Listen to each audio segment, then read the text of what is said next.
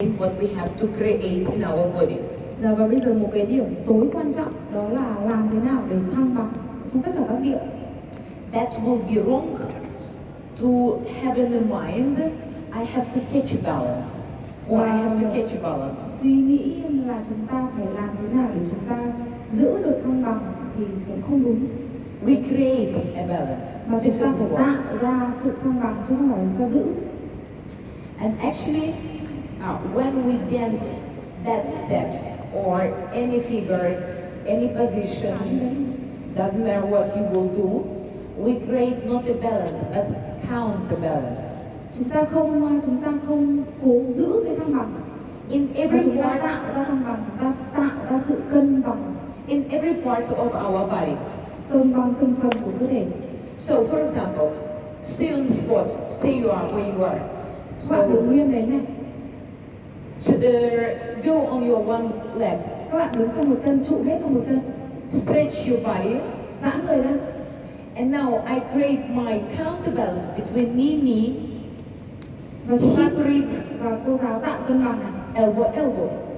Từ chân này đến sườn này đến cơ thể này đến tay này, đây là tạo ra sự cân bằng chứ chúng ta không tìm sự cân bằng ở đâu cả, chúng ta tự tạo ra sự cân bằng của mình. Now I change and Bây giờ chúng cô begin create đổi this. trụ Very và good. tạo ra sự cân bằng đấy.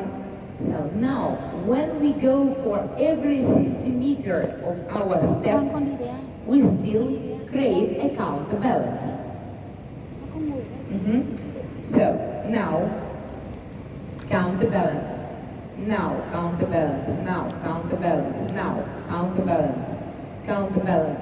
Still, I have a leg and rib and a counterbalance. Good, bravo. Continue. Ear, counterbalance, counterbalance, counterbalance, counterbalance. Các bạn phải tạo ra sự cân bằng. Counterbalance, bravo. Very good. Ear, counterbalance, super. Very good. Okay, return. Super. So now, still in here, in the same steps, are two things very important. So our feet Tiếp tục đến những cái điểm tiếp theo này. has two tracks, two ways. Các bạn chú ý là hai chân chúng ta ở trên hai cái track, tức là hai cái đường khác nhau. Normally, we are not going like this. Không đi như thế. It could be special steps, no doubt. But when we go forward, try to check that this part, for example, my right part of the Bây body, giờ ví dụ như là cái phần phải của cô này right track. là ở trên cái trụ ở bên phải, Now my left part of the body, và nửa người bên trái Keep cô my left. di chuyển trên cái đường ở bên trái. left track. So this is important, and now we will try. But do you hear? It's not the leg, it's the whole body. Và các bạn Keep chú ý one đấy track. không phải là chỉ In một, the đấy other không chỉ side, nói đến chân đâu, keep the track. cả một nửa người luôn, cả cái sai mà cả cái phần xương sườn cô nói lúc nãy. Ear, counterbalance, Và and two tìm tracks. điểm cân bằng này, Good. tự tạo ra cân bằng này. Now Nhớ create. hai đường, hai chân đi trên hai đường. Bravo. Yeah, go. Mọi And người đi now tiếp này. squeezing direction, two tracks. Squeezing direction, hai two tracks. đường chân, hai đường để di chuyển, Very good. xoắn người lại. Very good. Các bạn đi Yeah, super, super. Đi tiếp đi. Good. Good. Okay, return. Rồi, ok, làm lại nào. Now, how to make our step even more beautiful? Làm thế nào để chân chúng ta đi để đẹp hơn này. Watch. So you did absolutely good. You make a step. We have two tracks. We finish the step. Now, Bây giờ cô sẽ làm đẹp hơn này. our body is coordinated, right and left side. Người kết hợp giữa cạnh bên trái và cạnh bên phải. So when I start to rotate my left side, I close this knee. Yeah, so Khi it's cô not chuyển khi cô chuyển động cái trụ ở bên trái, cô không mở cái chân phải ra như này. It's not something. I close these muscles. Nó So cái this vùng is tam giác này. the first position to closing. Next position to closing. Cô tạo ra từng cái điểm một cho mọi người nhìn đấy. Tức là That is a very important space what we create. And then this is important space what we create. Again, we từng điểm close. một đấy, cô giáo dừng lại ở từng điểm một cho mọi người nhìn này. Close. Nhớ là quan trọng là đóng cái đùi lại. But Đóng cái đùi lại. yeah. But this leg goes because we start to rotate this Chúng ta side làm đóng opposite cái đùi side. vì chúng ta xoáy cái hông. E. Rotate our left side spine to the left side. Close. Vặn người bên trái, đóng đùi bên phải. Yeah. Làm Very cùng lúc good. với nhau thì mới được. We will not stop in this position, but now we need to control this. Very good how you stay. Yeah. Now we continue to turn and to direct our body. Và chúng ta nhớ cái hướng của người để dẫn đâu. Make a step. Đi. Feel the triangle in the leg. Nhớ ba điểm đâu ạ? Close. Passing. Đóng chân đi qua Triangle. ba điểm đâu?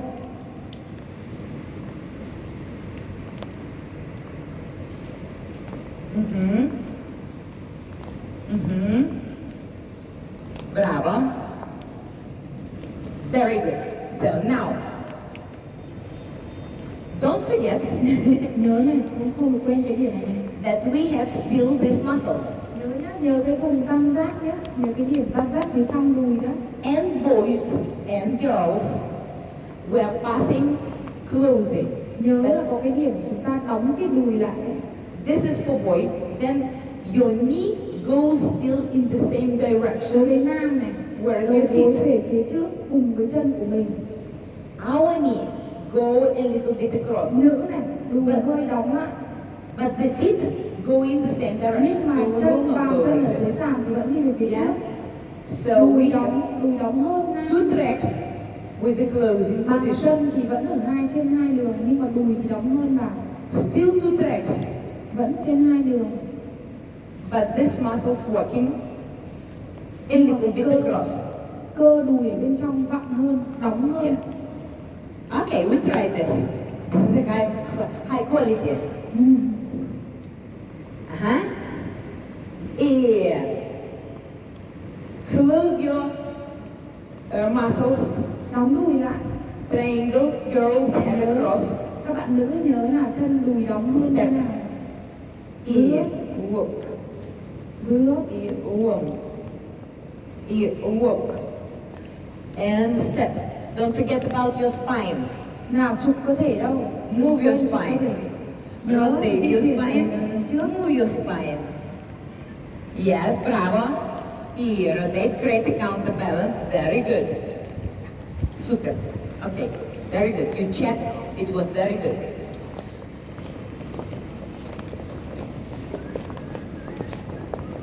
If we will still continue to do these steps. So, what is important? When we dance 4 and 1, 4 and 1, it's a stretching. Cái điểm 4 and 1 Stretching. là chúng ta căng nữa ra. Stretching. Even here it's stretching. Even here, stretching. Căng lại, giãn lại. Stretching là giãn đấy. Can you imagine? After stretching, what is one do? Giống như là Explosion. giãn ra thì nó có sự bùng nổ quay trở lại, tức là nó giãn hết rồi này. So normally, in rumba, number 2 is the most fastest step. Và trong Zumba này quan trọng cái điểm mà nhanh nhất, cái bước nhanh nhất, cái lực mạnh nhất ở bước 2. It could be after delayed, it's okay. Đấy, sau Ôi giời, những cái bước trễ ôi. là bước 2 là bước mạnh nhất. So then it's because we had the preparation before. It's not because we make a step. Vì không phải là chúng ta cố tình chúng ta làm bước đấy mạnh, mà bởi vì chúng ta có sự chuẩn bị từ trước rồi. Yeah. Or we have a so strong squeezing, Hoặc là like chúng ta đang here. vặn rất mạnh rồi. Here, Nó nhả ra. squeeze. So what we Right. would like to have Cho nên khi chúng ta squeeze. vặn hết rồi thì nó Yeah, so sẽ it's trả lại. and then we go Giãn for. hết rồi thì nó tung trở lại, vặn hết rồi thì nó lại nhả ra. So now we try to do 2, 3, 4 and 1, and 2 and 3 and 4 and 1. On 4 and 1, stretch. On 2, through all this position, make a fast step. Giãn cái bước 4 and 1 và chúng ta cố gắng tạo lực để bước 2 nó mạnh. Làm giống cô giáo nhé. Stretch. Giãn đi. And 4 and 1 and. It's leg, rib, hand. Sườn phải, tay của các bạn đâu. Now we start to squeeze, go down and step. Go forward. Yeah. 2. Now normal. And 3. Bình thường, đi theo nhịp bình thường. And 4 and 1 and 2 and 3 and 4 and 1 and 2 and 3 and 4 and 1 and 2 and 3 and 4 and 1 and 2 and 3 and 4 and 1 and 2. Bravo. Very good. Very good. Be careful. Yeah.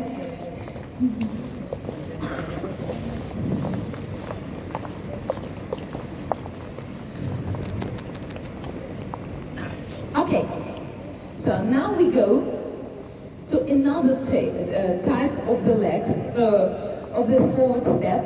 Chúng ta đi theo cách thứ hai Extend. của action forward là extend, tức là bước hốt dài, nối This, dài.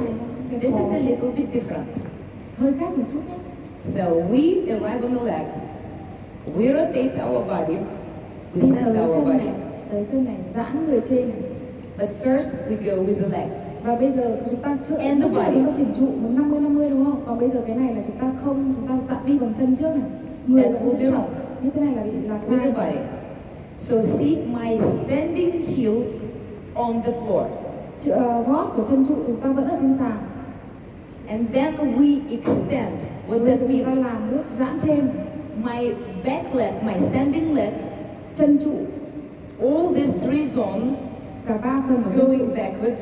đi về phía sau. Các bạn chú ý nhé, còn cái Go kỹ thuật này rất là thuật ngữ, nó rất là ấy này. I extend the steps so Tức là 3 I điểm make mà tôi nói lúc longer. nãy, bây giờ chúng ta lại đi về phía sau. And Để now cái chân you're trước right. nó về phía trước. Again, it's a very strong stretch backward, Rất là giãn, rất là căng. spine forward, and now 3 we điểm đấy đi, 3 điểm của chân trụ thì đi về phía sau thì mới tạo được lực cho chân trước nó Yes. vươn dài ra được. bravo. Work. Stop. Very important. I see that you do it quite well, but very important. It's not this slide. Chúng ta không cố trượt như thế đâu. Slide from here. Chúng ta Yeah. dùng chân trụ ấy, chúng ta không. This is different. I slide with my right side, or I slide because I use my back side. Cô dùng cái sự ngược chiều ấy, cô dùng sự ngược chiều để cô tiến dài. Vì cô đang thấy mọi người lại cố dùng cái chân moving leg, tức là cái chân mà chúng ta cần đi ấy, thì chúng ta sẽ bị ngược. Thực ra là cô dùng cái lực từ chân ngược lại. I can say this is a very difficult step Đây là bước to rất là khó với cô, coordinate. rất khó. Yes, and to look good. But we have to know that we can sometimes, not always, sometimes we can extend this step and it look good. Nhưng bước này bước khó, không phải lúc nào chúng ta cũng làm đâu. But not the whole routine. Nhưng mà That không will phải là look tất cả bài chúng ta đều làm như thế. not interesting. Không có gì thú vị cả. So as our, because in Moscow we have a quite big dancing center Ở Nga cô có một cái trung tâm rất là lớn. already for many years. Từ We, rất là lâu rồi. yeah, we have all type, all ages and all type